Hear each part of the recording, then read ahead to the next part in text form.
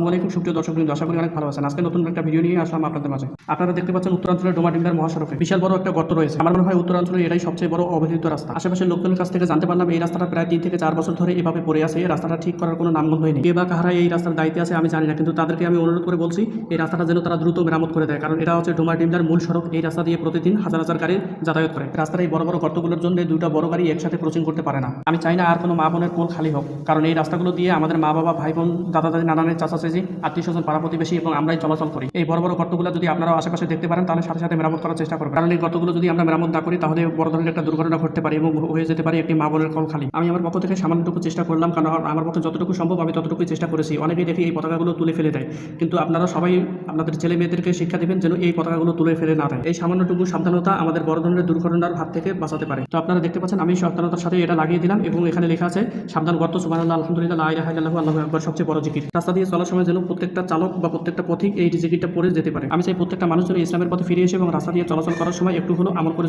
চলতে পারে, কারণ আমাদের এপারের জীবনের থেকে ওপারের জীবন আরো বেশি উন্নত। আমি চাই প্রত্যেকটা মানুষ চলাচলের সময় যেন এই আমলটি করতে পারে এবং এই আমলের ওসিলায় মহান রব্বুল আলামিন যেন সবাইকে জান্নাতুল ফেরদাউস দান করেন, আমিন।